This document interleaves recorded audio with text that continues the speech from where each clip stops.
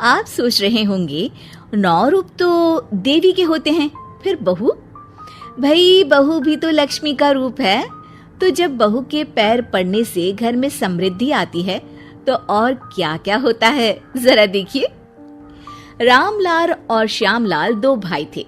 दोनों बड़े ही प्यार से साथ ही एक ही घर में रहते, लेकिन दोनों की बीवियों का रवैया एक दूसरे के लिए बिल्कुल ठीक नहीं था। एक दिन रामलाल की बीवी कहती है, अरे रमा, ये क्या कर दिया? सारा कचरा पूरे घर में फैला दिया। माफ करना दीदी, मैंने रखा तो एक ही जगह था, लेकिन हवा इतनी तेज चली कि उड़ गया। अभी उठा देती हूँ। हाँ हाँ जल्दी करो। और एक बात, अब भाई साहब से बोल देना कि 2 रसोई कर ले। पता तो है मेरा बेटा सोहन बड़ा हो गया है, अब लड़की वाले भी आने लगे हैं, तो उसकी शादी हो ही जाएगी इस साल। हाँ हाँ दीदी, मेरा बेटा विहान भी तो बड़ा हो गया है और उसकी भी तो शादी होनी है। ठीक कहती हैं आप। अब हम ऊपर वाले तल्ले पर शिफ्ट हो जाएंगे। मैं विहान के पापा से बात कर लेती हूँ। बात नहीं करना, शिफ्ट होना है, क्योंकि मैं अब साथ नहीं रह सकती। हाँ हाँ दीदी, ठीक है ना। फिर क्या, हो जाते हैं एक घर के, एक परिवार के 2 टुकड़े और 2 रसोई, दोनों के बेटों की शादी। और फिर शुरू होती है कहानी। अरे मेरी बहू तो ढेर सारा दहेज लाई है। ये देखो, बड़ा टीवी, एसी, कार और गहने भी। दीदी ये तो बहुत अच्छा है, लेकिन है कहाँ आपकी बहू? अब वो सो रही है, थोड़ी रिजर्व टाइप की है ना, अपने ही कमरे में रहती है और ज्यादा बात भी नहीं करती।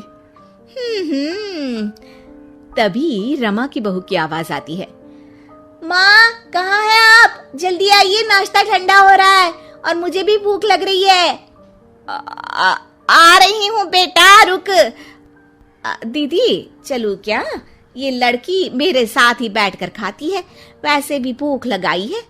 ये बोलकर वो चली जाती है। तभी श्यामा की बहू बाहर आती है और बाहर की ओर जाने लगती है। अरे बहू, कहीं जा रही हो क्या? क्या है माँ जी, बिना बात के ठोका मत करो। जा रही हूँ मैं। वैसे भी मेरे पापा ने कार घर में रखने को तो नहीं दी है ना। अरे नहीं नहीं बेटा, बिल्कुल बिल्कुल, घूमो घूमो। मैं तो कहती हूँ मुझे भी साथ लेकर जाया करो, साथ ही घुमा करेंगे। अरे नहीं नहीं, मैं आपके साथ बिल्कुल भी कंफर्टेबल नहीं हूँ। वैसे भी मैं शॉपिंग में जा रही हूँ, कहाँ आपको टांगती फिरूंगी। ये बोलकर श्यामा की बहू निकल जाती है। तभी उसके कान में ऊपर वाले तल्ले से हंसने की आवाज आती है। और ये कौन इतनी जोर जोर से हंस रहा है? ऊपर जाती है, जहां वो देखती है कि रमा और उसकी बहू साथ बैठकर बातें कर रही होती हैं। फिर तो मम्मी जी इतना मजा आया कि मैं क्या बताऊं। हाँ हाँ बहू, सुनने में ही हंसी नहीं रुक रही। तू तो वहां मौजूद थी। तभी दोनों की नजर श्यामा पर पड़ती है। अरे ताई जी आइए ना, आइए। वो उनके पैर छूती है और फिर चाय बनाकर लाती है। श्यामा अकड़कर कहती है, अरे नहीं नहीं, मैं चाय वाय नहीं पीती, बस हंसने की आवाज आ रही थी तो सोचा बता दूं कि टीवी की आवाज धीमी कर लो। अरे टीवी, वो देखो दीदी, धूल खा रहा है, वक्त ही नहीं मिलता देखने का। बहू के साथ वक्त कैसे बीत जाता है, इसकी बातें और किस्से कहानी किसी सीरियल से कम नहीं होते। श्यामा को खुशहाल रमा को देखकर जलन होती है। हाँ हाँ, मैं तो तंग आ जाती हूँ इतनी सारी बातें करके, मुझे तो सुकून पसंद है। ये कहकर श्यामा चली जाती है। अगले दिन रमा अपनी बहू के साथ घर से जा रही होती है कि तभी दरवाजे में श्यामा उन्हें टोकती है। अरे कहाँ जा रही हो दोनों? अरे देखिए ना दीदी, इसे शॉपिंग करने जाना था। मैंने कहा अकेली चली जा, तो कहने लगी मम्मी जी आप घर में अकेले बोर हो जाओगे ना, आप भी चलो हमारे साथ। अरे अब इस उम्र में तू कहाँ घूमेगी? अब देखते हैं दीदी, जहाँ ये लड़की घुमा दे।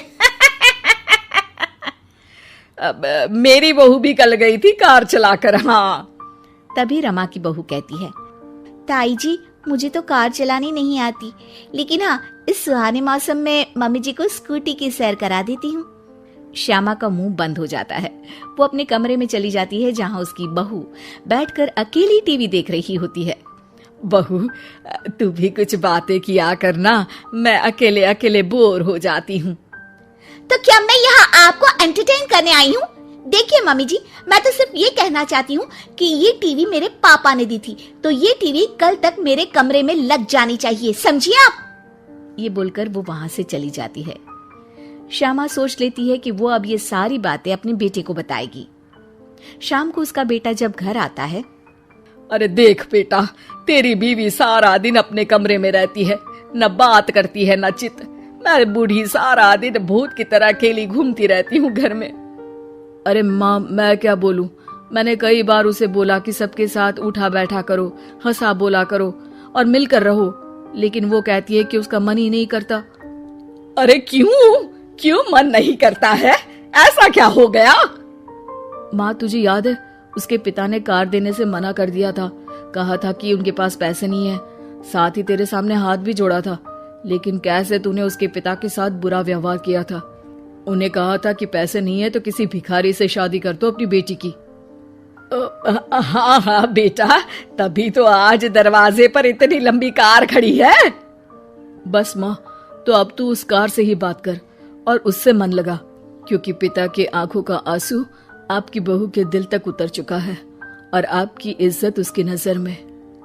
अब श्यामा को समझ आता है कि कुछ निर्जीव चीजों से घर भरने से अच्छा है कि सजीव चीजों से जिंदगी भरी जाए।